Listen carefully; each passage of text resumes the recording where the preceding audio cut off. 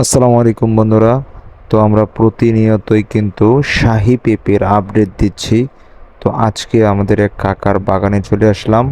তো আজকে আমাদের কাকার বাগানে যে টপ রেডি পেঁপে চাষ করছে, তো ওইটা আপনাদের মাঝে তুলে ধরবো ছোট্ট একটি ভিডিওর মতো। টপ লেডি, রেড লেডি, ইস্পানি হানিকোন, এছাড়াও বিভিন্ন ধরনের পেঁপে চাষাবাদ হয়ে থাকে কিন্তু বাংলাদেশে।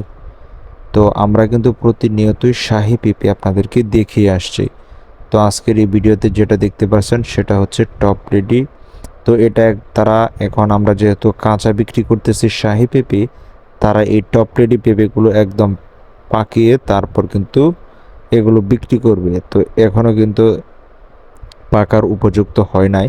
তারা যে ফলগুলো সেট হয়েছে সবগুলো ফলই কিন্তু তারা গাছে রেখে দিছে। এক একটা গাছে মার্শাল্লাহ অনেক পেঁপে এখানে রয়েছে।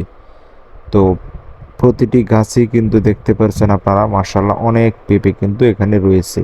তো এটা হচ্ছে টপ রেডি, যেটাকে টপ রেডি বলা হয়, সেই টপ রেডি এই জাত।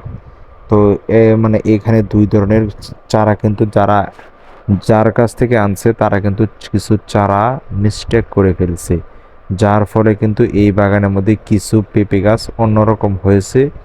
এবং পাশে কিন্তু তার আমাদের এই কাকারে আর একটা বড় বাগান আছে। তো ওই বাগানে কিন্তু তারা যে টপ রেডি অরিজিনাল যে জাত তারা কিন্তু ওইটা দিতে পারে নাই। তো এই যে দেখেন এখানে বিশাল আকারে অনেক বড় তাদের বাগান।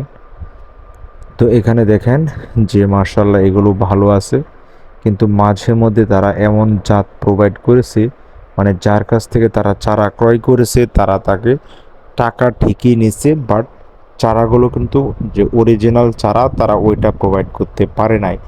যার ফলে কিন্তু যে চাষি পেঁপে চাষ করছে তিনি কিন্তু ক্ষতির সম্মুখীন হয়েছেন।